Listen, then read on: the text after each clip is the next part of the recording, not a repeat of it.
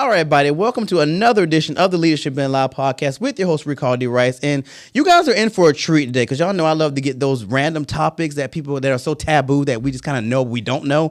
And today, I promise you, when I say you're going to be like, what? Workers' comp. Let that resonate. Workers' comp. That's what we're talking about today. You know I have to get the best. So I'm going to let them introduce themselves and we can get this conversation going starting to my left. Hey, that's me. I am to his left. I'm Marissa. I am the Director of Workers' Comp at Bader Scott Injury Lawyers. And in my role, I oversee a team of about 45 people.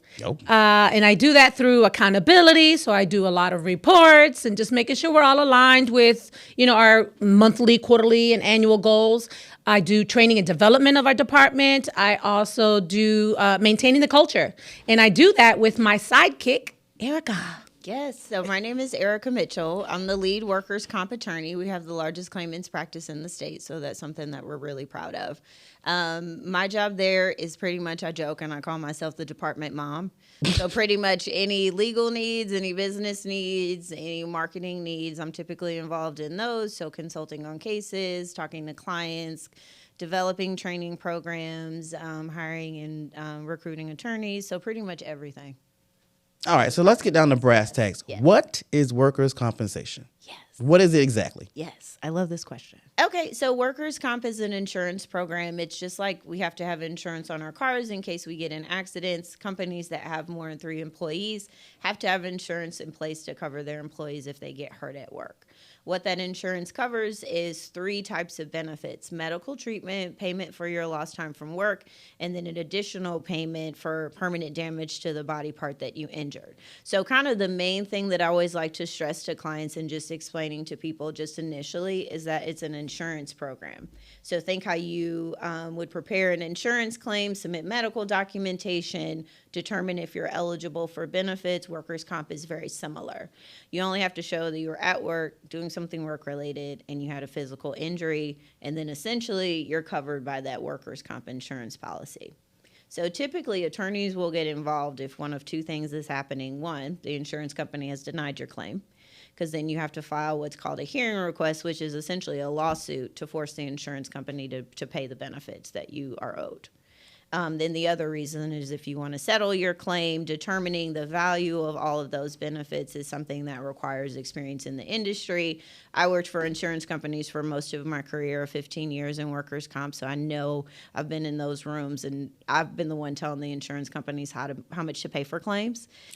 So in terms of the settlement, it's always recommended to have an expert because, as you can imagine, insurance companies are not the most giving. They don't like it when I say the C word. When I say cheap, they're like, but I'm like, that's how y'all make money, is you collect premiums and then you don't have to pay out. So that's just the way the business works. So they will always, offer you with a low settlement, try to deny your benefits. If they think they have a reason, maybe they don't.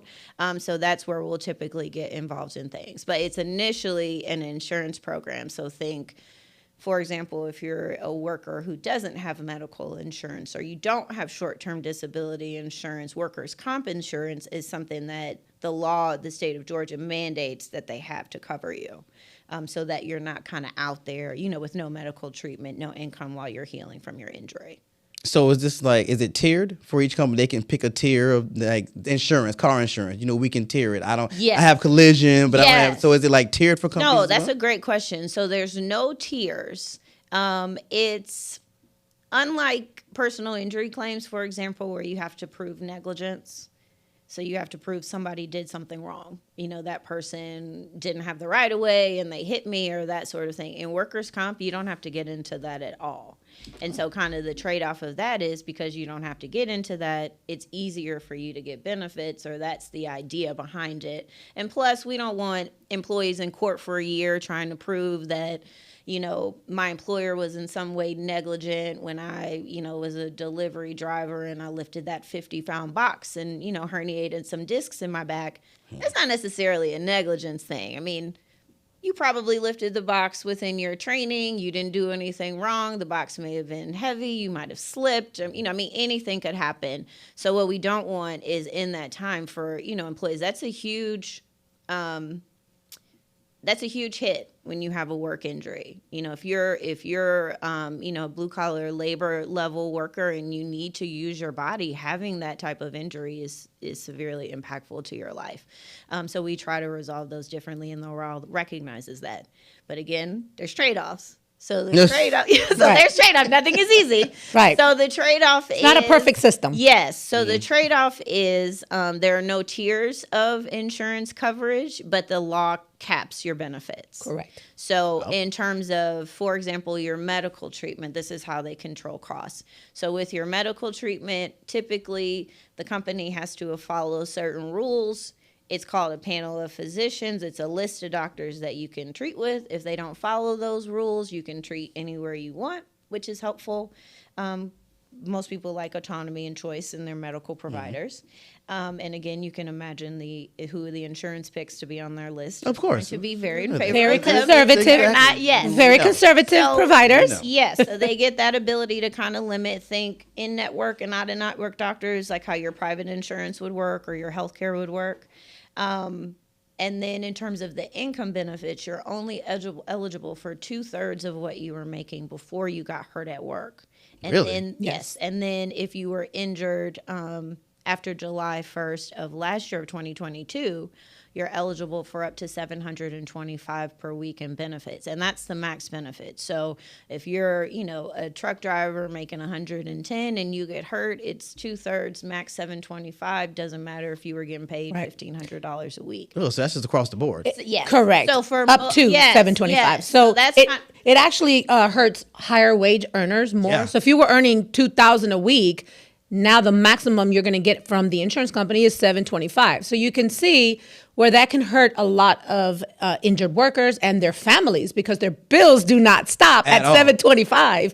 And, but we do come in and we make sure that we maximize, we work the claims up to make sure that they're getting the all of the medical treatment that they've been requested or recommended. And we make sure that they get the payments that they're entitled to. So we do strategies and we have plans of actions. The secret sauce for us, I think, is all of our attorneys and our legal staff. They are very well trained. They're very skilled to maximize. And it's one thing, we're a very client-centric business at Bader Scott. So everything we do is with the client in mind. Every process that we come up with, every change that we come up with, every role that we create is always, how would this make the client's experience better?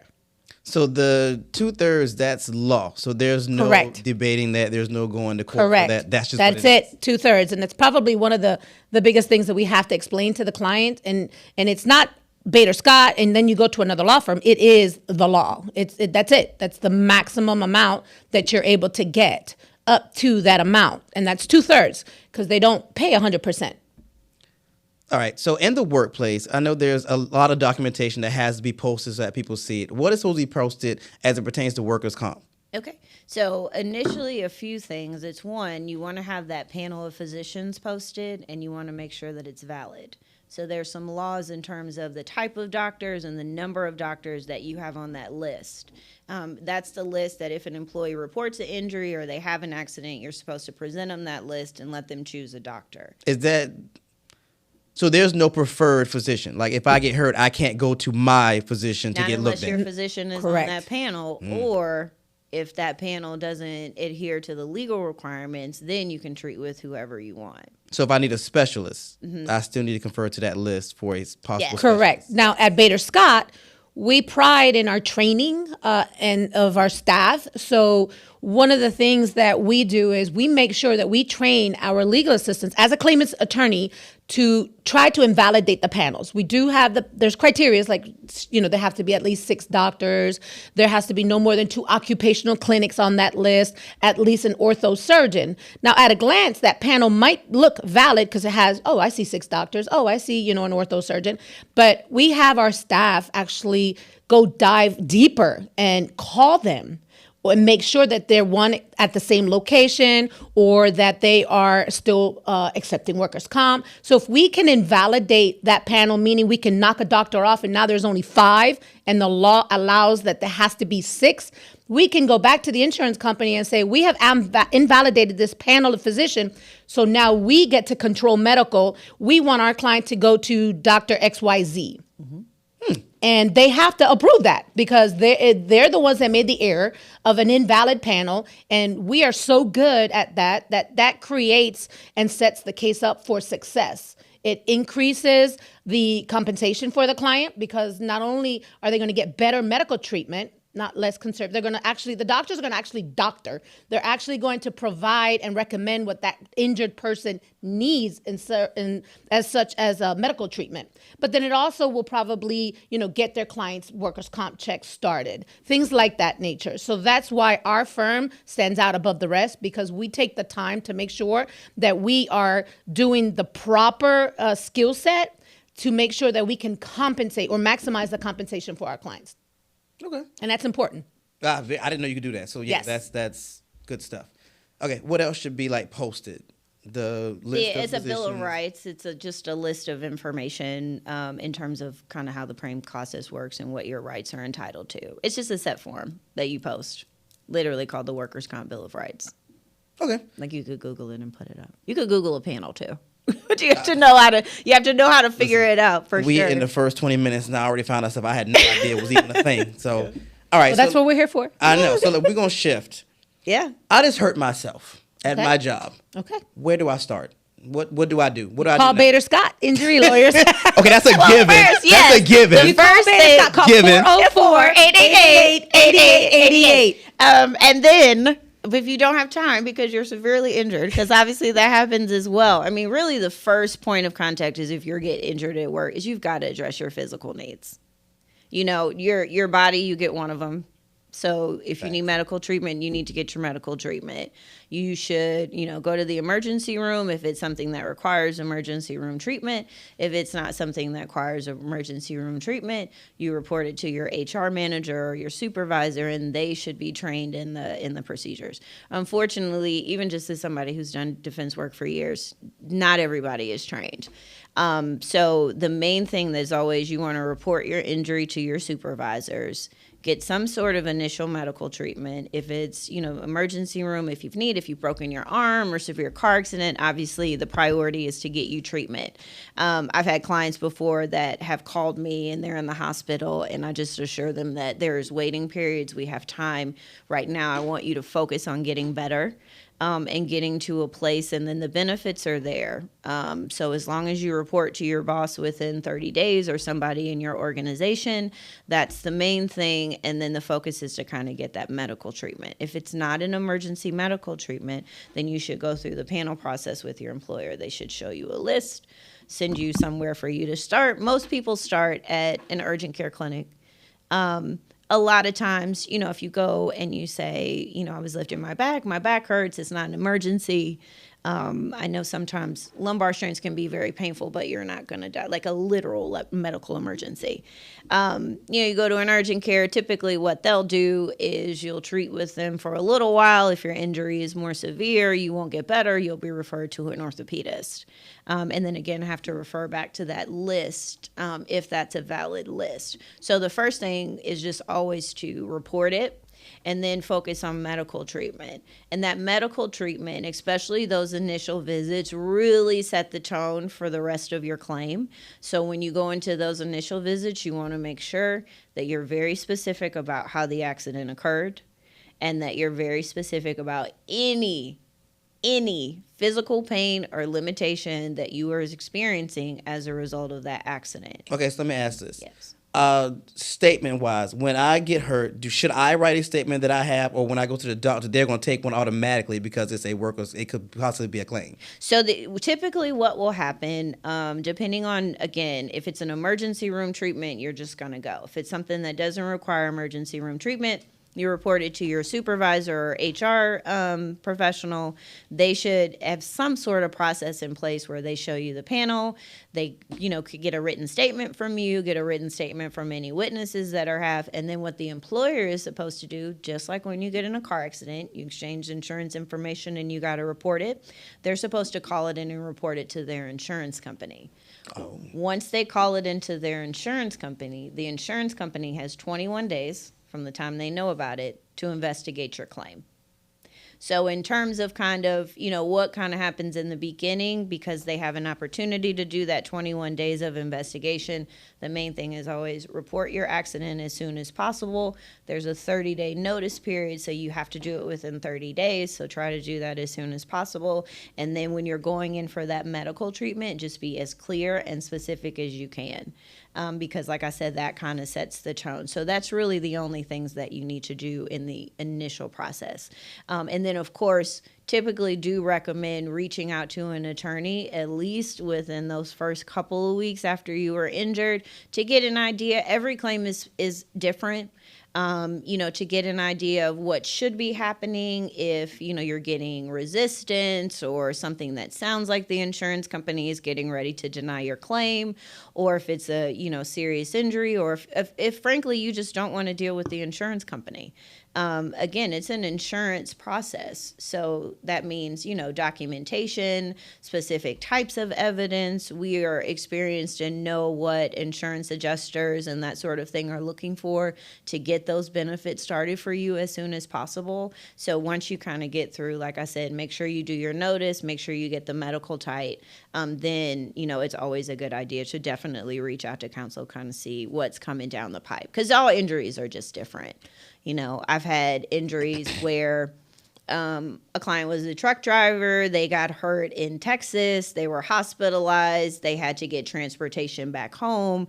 They are concerned about their bills. They need to be clear on, they've got a neurology referral because they have headaches now because they hit their head on the steering wheel. They've got an orthopedic referral because their neck has been disrupted, or they broke a wrist or sprained a knee, or just anything can happen.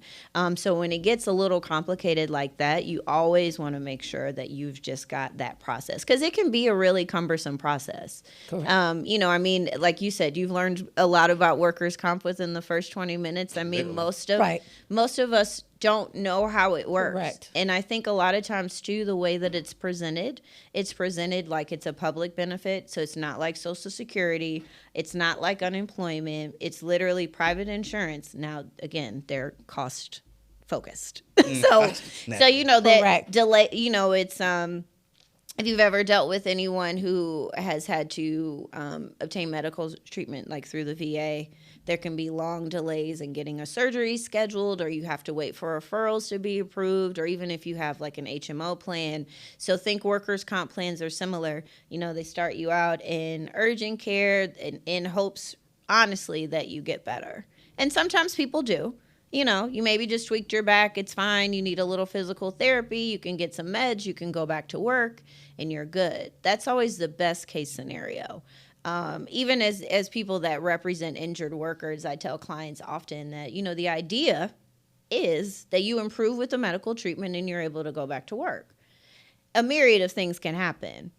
You are supposed to come in, they put you on a light duty job, meaning a job where you're physically not required to do anything because of your injury. Like if you've injured your back, they may say no lifting over 5 pounds, or you can't do delivery driving, you have to work in an office. The company has to offer you a job that fits those limitations that you now have because of the work injury. Typically, those are jobs that are below the skill level that the injured worker already has. There's just all of a sudden all the employers turn into doctors. They know how long you should heal, correct. What exactly you could do. Correct. That was actually going to be one of my questions. Yes, like, who decides how long you can stay out of work? Yes. Correct. So things, kind of start to happen. I explain to people that it's a little bit like marriage and divorce. You get in a relationship, something happens, maybe you're able to recover of it, and sometimes maybe you're not. And in workers' comp situations, sometimes there's as you can imagine, some things that kind of happen if, the employer, they already have a relationship with the client that's already a certain way, or like I said, all of a sudden everybody's a workers' comp medical expert, and they can tell that person is faking. And, my uncle had 3 herniated discs, and he was doing backflips at the family reunion last week. Absolutely. And, we hear it all the time. All the time. All the time. And then, like I said, it will really be a job that's beneath your skill level. I mean, if you're a high earning $1,500 to $2,000 a year, delivery driver with commission or mileage commissions, and then all of a sudden, you're used to driving around, and then they put you in an office to stapling papers. Okay. And it's as not long as they're offering that job, like you have to said, then you are obligated to attempt the job. That's another thing for us, that as good attorneys, we know, okay, we want them, under the law to continue. We have to work still within the law, regardless. Always. But there's strategies and there's plans of actions that the insurance company is not going to tell the clients. Like, you have to attempt the job for at least a certain number of hours or days. And then if you can't do that, then we'll send you back to the doctor. You'll explain that to the doctor, and then the doctor may either take you back completely off of work, or they'll increase your restrictions because you're just having a hard time doing even that job within the restrictions. So there's strategies and there's plans of actions that our attorneys and our legal assistants are skilled to do to make sure. And the bigger thing with our clients is we explain the process at every turn, because that's what they want. They want information. With information, they know what's happening. They know what's next. They know, what their options are. And I think that's extremely important. So we make sure, and we pride ourselves to make sure that we are communicating every update, what our plan of action is, what the strategy is. We make sure that we tell the client, when you go to the doctor, especially with men, they just say, I have pain. No, you have to be detailed. I have pain. I cannot sit long periods of time. I can't stand long periods of time. I can't, if it's a shoulder injury, I can't do overhead reaching. I have numbness and tingling down my legs. All of these things have to be told to the doctor in order for the doctor to do the proper diagnosis, recommend the right, diagnostic testing, and all that helps your case. So I'm going to ask you. So I call you guys, what does the intake process look like? Like, what are you going to ask me when I call you guys? What does the intake process look like? We want to know, one, we're empathetic to what happened. So when you first call in and you say, hey, I was just in an accident on my job, they'll ask, basic questions, name, employer information, how did the accident happen? What were the body parts that were injured? Who were the witnesses? Some basic information. That's the onboarding. And we tell our new prospect, we call them PCs, prospect clients, we tell them that we are the right people for the job. You called us and we're here to help you. This is all of our attorneys are here to help you move through this claim. We're in it side by side with you. We'll explain the process, and we'll go ahead and make sure that you get all the medical treatment that you're entitled to, any income benefits or your weekly workers' comp checks that you're entitled to. And we will make sure that we maximize the case value. So at the end of all of this, you feel better, or as best as you can, and then you'll be able to move forward, you and your family, because you got to remember, this is not just the injured person. This affects their spouse, their partners, their children. We have clients all the time that, in the beginning, they're like, I can't feed my 3-year-old because I don't have any checks because they stop, I stopped working. What do I do? Well, we're going to make sure that we get your check started. We're going to make sure you get that proper treatment because they're hurting, number one. And then, of course, they have the financial hardship. So that's what we do as a law firm and as a team and as our attorneys and our legal staff.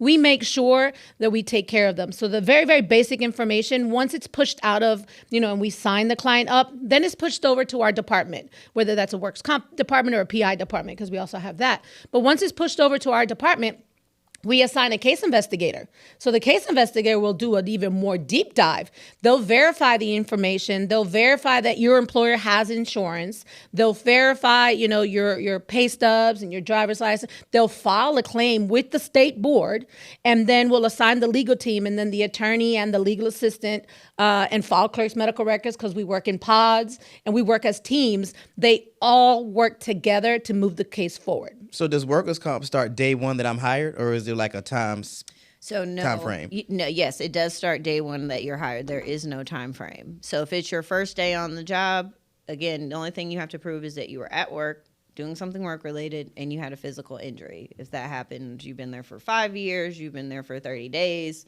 you are walking in on your first day and you slip and fall in the lobby, you're covered.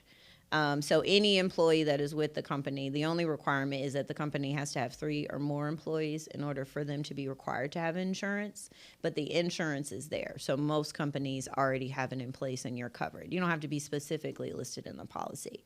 But I did want to add one thing that I think is really important, especially when choosing an attorney for a workers' comp claim, is this to keep in mind that the workers' comp practice is probably more dynamic than most other areas of law. Yes. In most other areas of law, even in personal injury, you're just looking at what happened in the past, and you're trying to get evidence on what happened in the past. So, of course, we have, if for some reason the insurance company has denied the claim and we have to go through witnesses, or they say this condition is pre-existing, of course, there's things that matter that happened in the past. But the thing that's different about workers' comp is that your claim can change at any time. What do you mean? So with the way the benefits work, so think you choose the doctor from the list, or you choose whoever you want. That doctor will give an opinion on what your work status is. Your work status will be one of 3 things. They'll say, in relation to the accident or the injury, because you've had this physical injury, either you cannot do any work at all, meaning you're completely out of work. You can go back to work, but there are things that you can't do, which is what we call light duty or restrictions, meaning limitations or restrictions on what you can perform. Or full duty, meaning you don't have any limitations as far as the work injury goes. Yeah, maybe you had a little bit of pain, but you're good to go back and do your regular job. So based upon that determines if you're eligible for those weekly benefits. Now, every time you go to a doctor, and workers' comp doctors, you're following up every 30 to 45 days or so. So you could go to an appointment, doctor could say you're on no work, continue physical therapy, see how you get better. Next time, if you're not better, we might recommend an MRI. You go to that appointment, 45 days later, the doctor could say, yeah, I know you're still having a little bit of pain, but I think you're fine. I'm going to release you back to full duty. I don't think you need an MRI. I think you're done.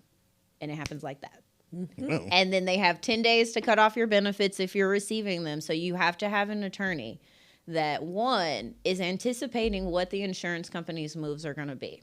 And the doctors. We're very familiar with the doctors. But knowing the strategy, you have to know that, okay, you've been out of work for a few months. You've had the MRI.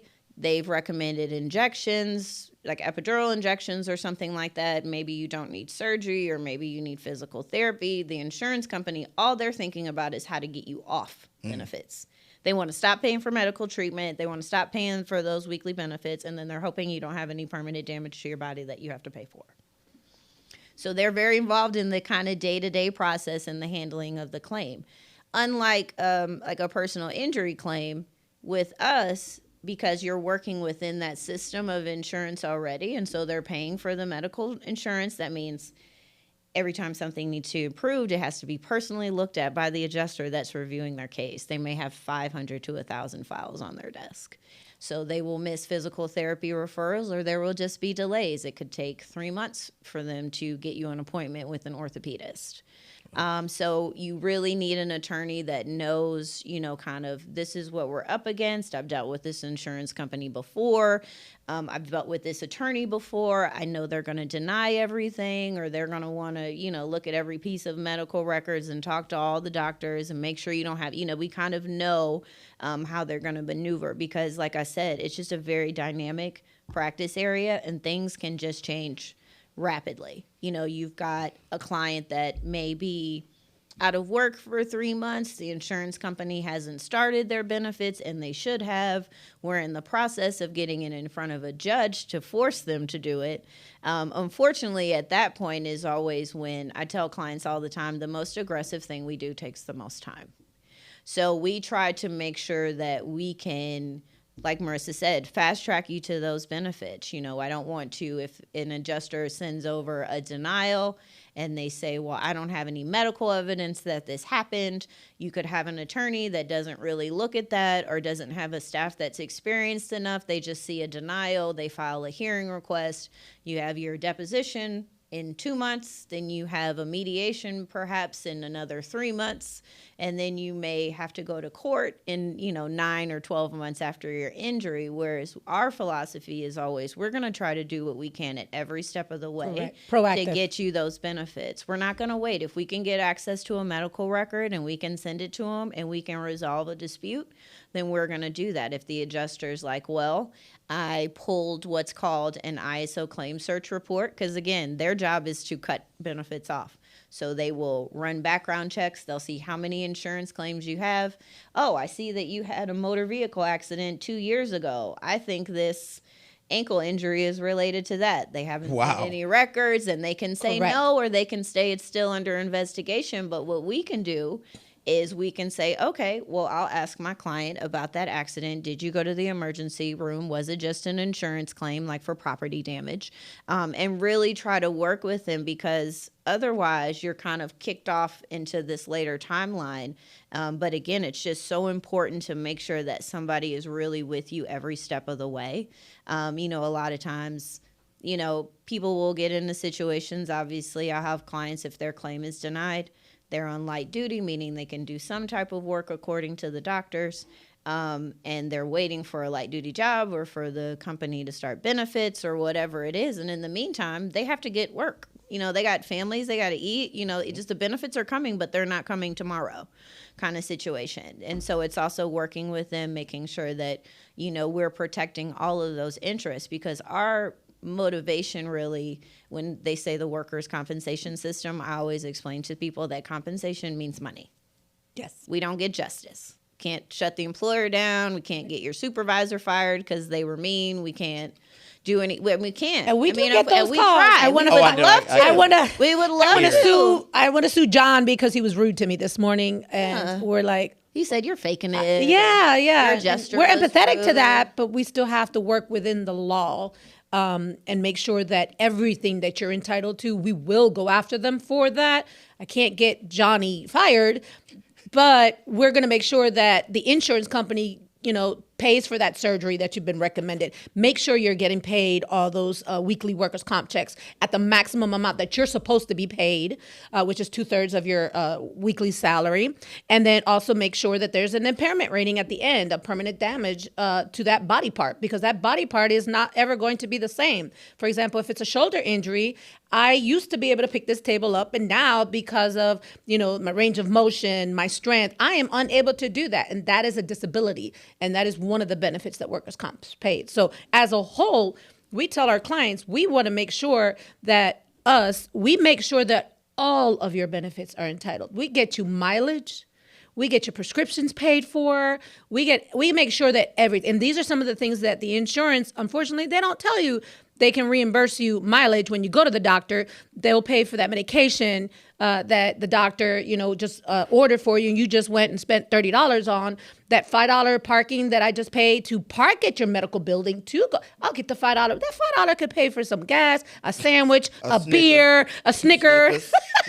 Well, I mean, it's important because it's important to maximize everything. Well, because I tell clients the unfortunate part about workers' comp is even when they're doing everything that they're supposed to do legally, it's not enough. Correct. It's doctors who you don't really want to treat with. It's 2/3 of what you were getting paid already. Yep. And so you're already in a hole, which is typically how we get to the settlement conversation. Whenever I sign up clients, I always let them know what our options are.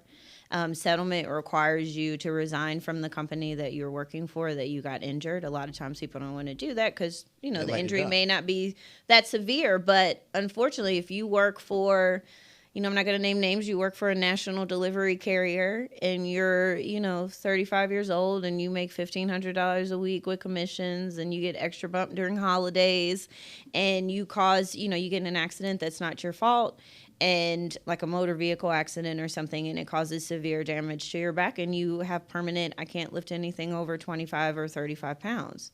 That's it. That's a major inhibitor for you to perform your job.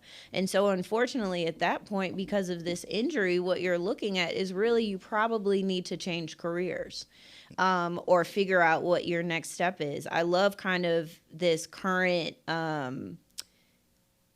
I might be kind of a little in my own head about this, but I really like the current move of kind of just the job industry anyway, with newer generations of workers and employees. And I think kind of the mindset of, you can work at a company for 20, 25 years, you can retire, they give you a pension and a watch. That's long gone. That's done. Yes. That's so done. you may have Absolutely. so you may have a short period of time where you're able to do this physical job at a high earning rate.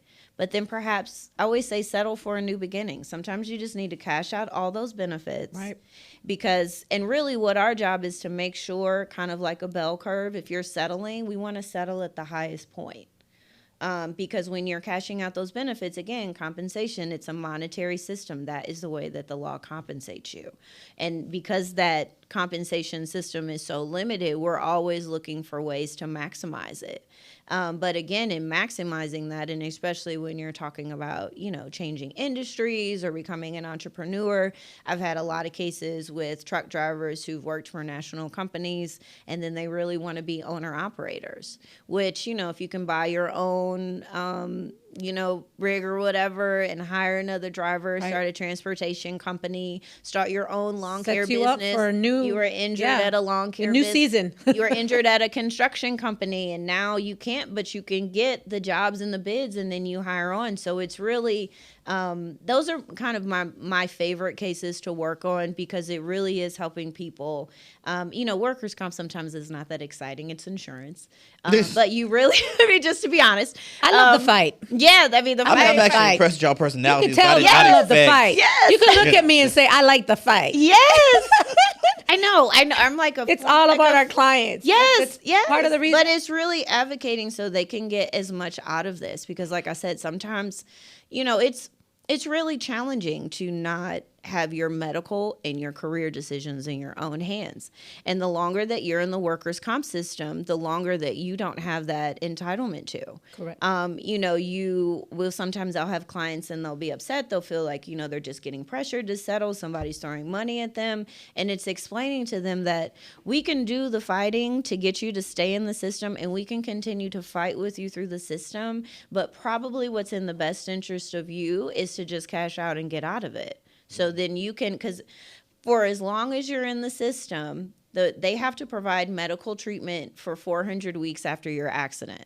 So you think 7 or 8 years with a workers' comp doctor. Right. In the meantime, they're going to be doing what? Trying to cut you off at every Correct. And then you're already at the 2/3 salary. So yeah, they're sending you to doctors for second opinions. They're denying surgeries. They're denying procedures. They're like, well, you've been out of work for 6 months. We think you should be ready to go back to your job by now. So even if you stay in the system, you're not going to stay in the system, and they're not going to mess with you. Plus, it starts getting reduced Yeah. as time goes by, because we always tell our client there is a window of opportunity to settle your case. And that is when the maximum benefits. So that's when you're still treating and still being recommended, whether that's injections, physical therapy, or whatever that's still medication or medical treatment being referred. You're still entitled, whether you're getting it or not, but you're still entitled to your income benefits. And due to the medical records documentation, we have that there is a disability to that body part. So there's always a window of opportunity that we tell our clients, and you don't want to settle too soon, because we may not know yet what's going on. I always explain it like in a banana. When the banana is still green, it's not there yet. We don't know. You haven't had an MRI yet. We don't know what your actual medical is. What if somewhere down you settle now and then you needed surgery later?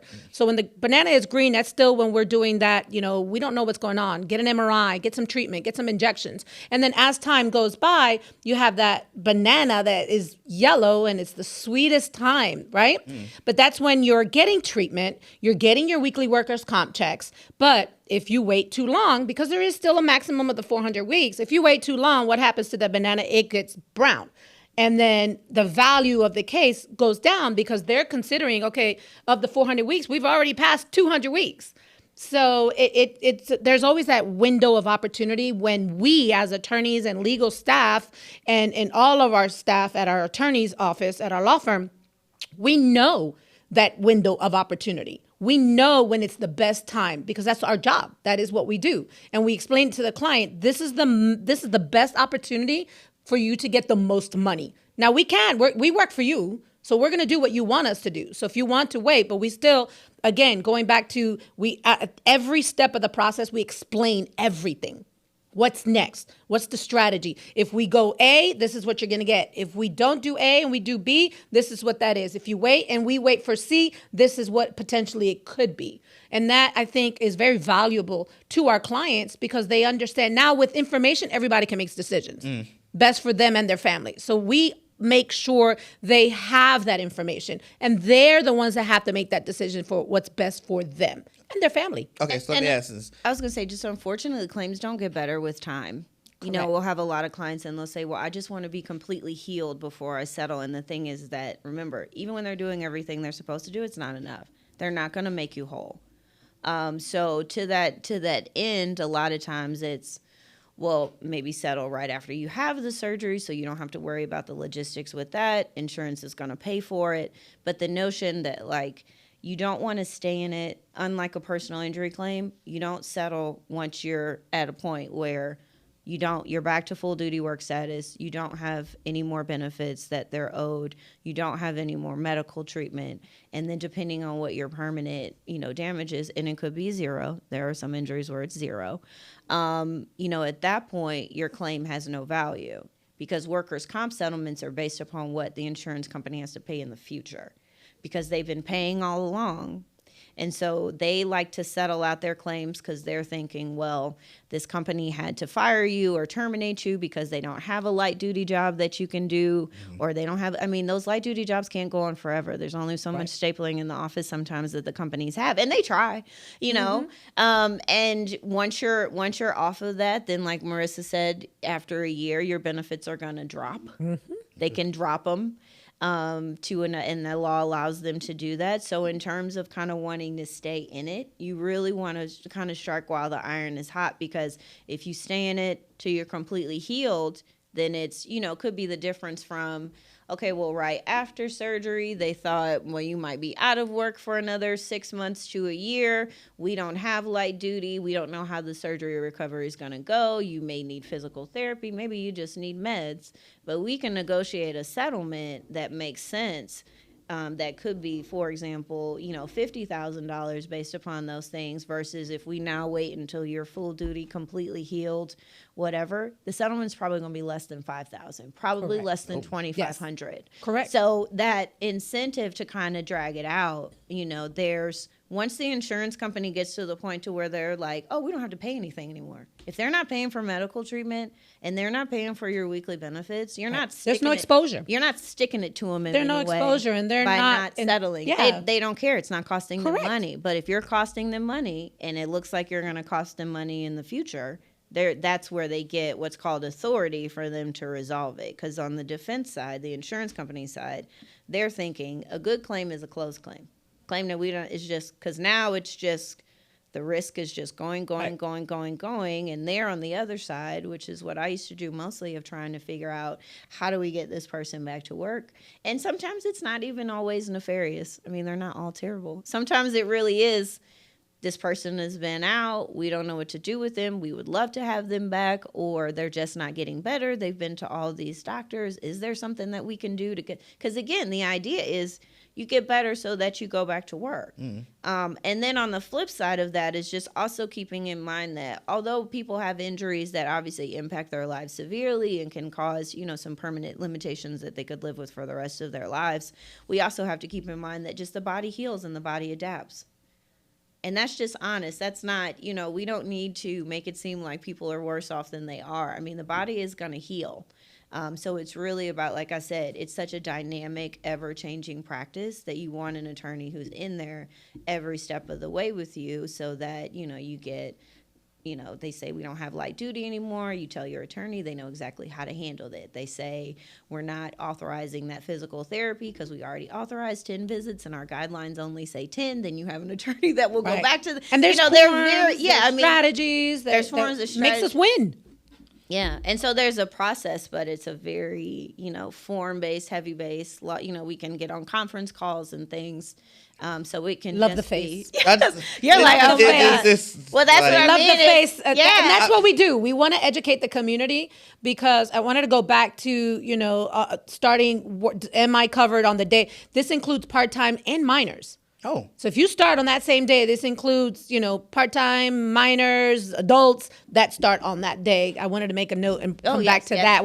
I pinned it in my brain, so I wanted to mention it. Good, because that's important because we get a lot of the calls. Yeah. They're like, well, I'm only part-time, or, my 16-year-old kid started and he got hurt, with a fire, a grease or something like that. And like, absolutely, we can represent them. Let's make sure that they get taken care of. So it's extremely important that we educate the community. And I want to add to that, as a Cuban from immigrant parents, we also we also educate the community that the same benefits that everyone is entitled to is also available to undocumented workers.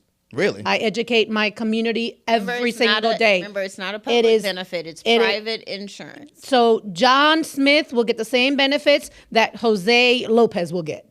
Absolutely the same. There is not a deviation in same medical treatment, same checks, same disability, And we're talking same about settlement, undocumented. It does not matter. Oh. It does not matter, and that's part of my job. I know Seth Bader and we have gone out to a lot of the consulates, and we've spent weeks at different, community events, and we just educate. And because they don't know, we found a lot of employers that will tell undocumented workers, oh, you can't have a workers' comp claim because you're undocumented, or you're this, or you're that. And that is a lie. A lie, people. There's a lie. I am here to say that we represent everyone, and you're entitled to the exact same benefits. Okay, last question. Is this process like the personal injury process, like you guys get paid on the back end, or like when I call you, I need to have money? No. Contingency. So we're also contingency. Okay. We get paid in two ways. One, 25% of the settlement, and that's the maximum attorney fee. It's regulated also by the law. Everybody charges 25%. So unlike personal injury, it could be like up to 40%. Workers' comp is capped at 25. So we'll get attorney's fees from the settlement if we negotiate a settlement, or if the insurance company and the employer has behaved so badly in not providing benefits, then the court will award us attorney's fees. Nice.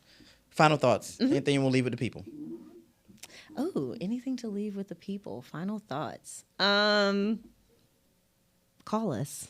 Absolutely. You get hurt at work. I was going to give you Really? Call us. Absolutely. Yes. No, call us. Carry on. Yes. Or do you want me to say something else more inspirational? If you will. I will say one of my favorite things about working at Bader Scott is just we have the most diverse law firm that I've ever been a part of, that I've ever seen. To sit in the leadership rooms with, Marissa with the immigrant parents, and me being African American, a lot of women, a lot of minorities, a lot of English as a second language, just employees. And it really is one of the hardest working groups of people that I've ever come across. Everybody is passionate.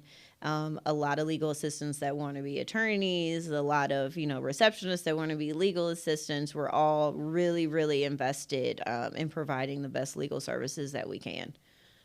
Absolutely. And for me, I've been at Bader Scott now for 6 years. I've been in the workers' comp space for 17 years. That Wow. gives my age, yes. But Same. right. And I've worked at other law firms, but I want to say at Bader Scott, I believe the secret sauce is, our culture. Our team members are amazing. We're all aligned. We all want the same thing, to help people. Our leadership team, all of our departments have leaders, so we collaborate all day, every day. We're diverse. We have the majority of the leadership and executive team are women. So I love that. And this comes from the owners. This is Seth Bader and Louis Scott. They are amazing. They're completely invested in the firm and our teams and our team members and our employees. And that comes from the heart. So it comes from the top. When it comes from the top, that is a huge difference.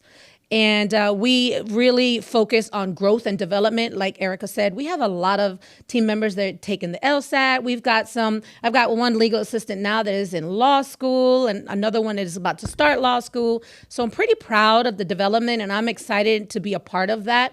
I love being a mentor and a coach. I do a lot of training and, with Erica, we run the department. But it's inspiring to see how hard our team members work. And I think that's extremely important. And that carries on to our clients. And it takes you right back to the circle. We're client-centric. Everything we do is about our clients. All right. Our slogan is accelerate to excellence. And Absolutely. Everybody is always focused on excellence. Everybody wants to know how to answer the client's questions, know how to provide the appropriate level of advocacy. We are just really focused on being the best. All right, love it. All right, there you have it. Special thanks to our guests, Erica thank and you. Marissa. Thank you you, guys for yes. being with us today. So much and fun. we will see you guys same time, same place on the Leadership Been Live podcast with your host, Ricardo D. Rice. Thank you. Thank you.